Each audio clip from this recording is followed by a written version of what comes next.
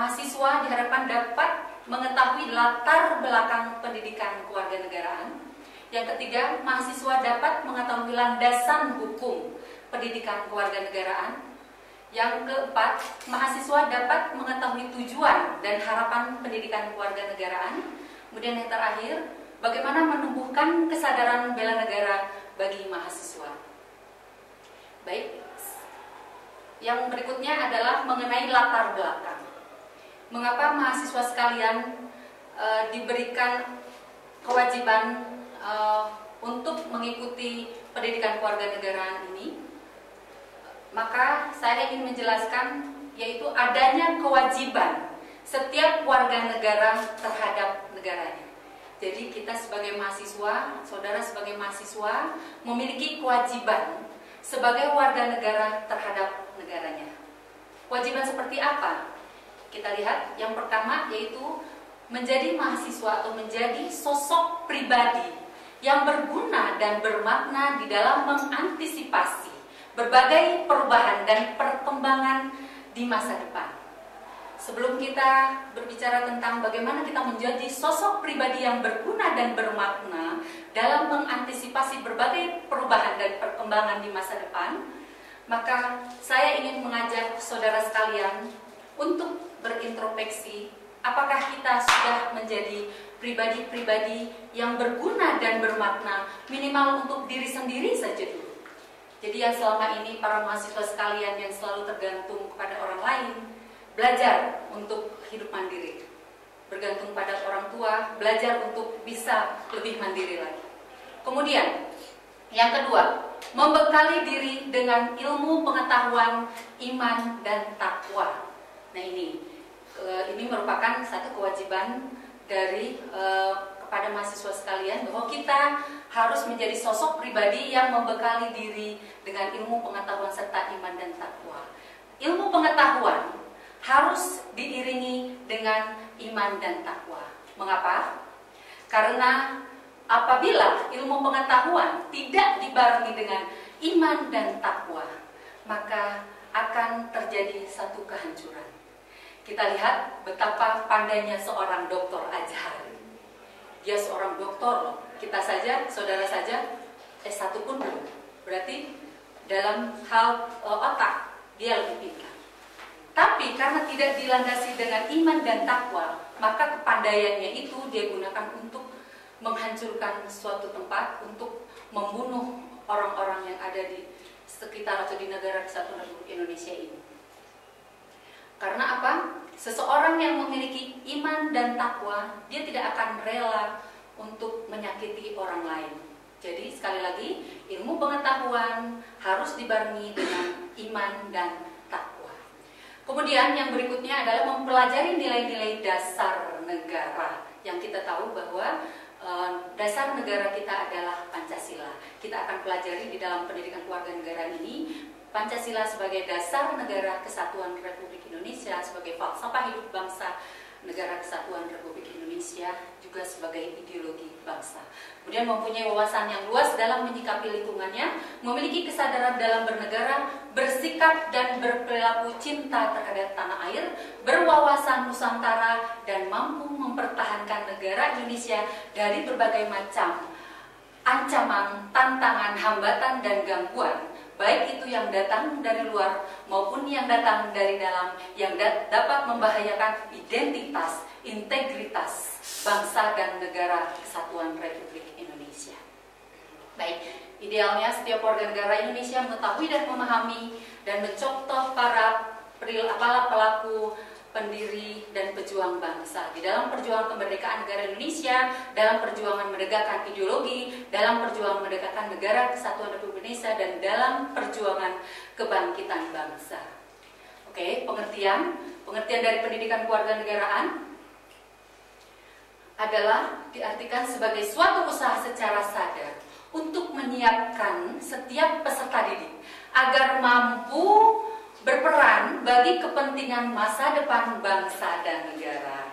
Kemudian pengertian kewarganegaraan adalah kewarganegaraan didefinisikan sebagai segala jenis hubungan seseorang dan negara yang mengakibatkan adanya kewajiban negara itu untuk melindungi orang yang bersangkutan. Oke, kita lanjut pada pengertian kewarganegaraan. Pendidikan kewarganegaraan dapat didefinisikan sebagai suatu usaha sadar untuk menciptakan setiap warga negara agar mampu mengembangkan diri terhadap apa-apa yang menjadi hak dan kewajiban sebagai warga negara dalam mengembangkan kecintaan, kesetiaan, keberanian, dan mau berkorban demi tetap tegaknya bangsa dan negara kesatuan Republik Indonesia. Oke, landasan hukum. Kita lanjut pada landasan hukum, yaitu yang pertama, Undang-Undang Dasar 1945 ada pada pembukaan Undang-Undang Dasar 1945 pada alinea keempat yang merupakan cita-cita tujuan aspirasi bangsa Indonesia tentang kemerdekaan. Kemudian pasal 27 ayat 1, segala warga negara bersamaan dan kedudukannya dalam hukum dan pemerintahan serta wajib menjunjung hukum dan pemerintahan itu dengan tidak ada kecuali. Kemudian pasal 27 ayat 3 menyatakan bahwa tiap-tiap warga negara berhak dan wajib ikut serta dalam usaha pembelaan negara. Pasal 31 ayat 1 menyatakan bahwa tiap-tiap warga negara berhak untuk mendapatkan pendidikan. Kemudian landasan hukum berikutnya adalah Undang-Undang Nomor 20 Tahun 82 atau Junto Undang-Undang Nomor 1 Tahun 1988. Kemudian Undang-Undang Nomor 3 Tahun 2002 tentang Pertahanan Negara, Undang-Undang Nomor 20 Tahun 2003 tentang Pendidikan Nasional. Oke. Landasan hukum yang lain pelaksanaannya yaitu ada pada Surat Keputusan Direktur Jenderal Pendidikan Tinggi Nomor 43 yang memuat rambu-rambu pelaksanaan kelompok mata kuliah pengembangan kepribadian di perguruan tinggi. Oke, kita masuk pada tujuan pendidikan kewarganegaraan, yaitu memupuk kesadaran kepada setiap warga negara agar dapat bersikap dan bermental cerdas serta penuh tanggung jawab terhadap masa depan dirinya, bangsa dan negara. Sikap dan mental cerdas dan serta penuh tanggung jawab tersebut dicerminkan melalui keimanan dan ketakwaan pada Tuhan Yang Maha Esa. Keimanan dan ketakwaan terhadap Tuhan Yang Maha Esa ini, ya, setiap mahasiswa atau setiap manusia itu harus memiliki keimanan dan ketakwaan. Jadi keimanan dan ketakwaan itu harus dimiliki setiap manusia. Kenapa? Ibaratkan satu benteng, satu rumah, apabila fondasinya kuat, maka rumah itu akan kuat, akan terbebas dari segala macam hembasan atau angin yang sekalipun kuat yang dapat menghancurkan bangunan tersebut. Karena fondasinya kuat, maka bangunan itu akan selamat dan kuat. Begitupun ketika manusia memiliki keimanan, karena bentengnya kuat, apapun yang dapat menggoda atau menghancurkan dirinya, karena keimanannya kuat, dia tidak akan tergoda.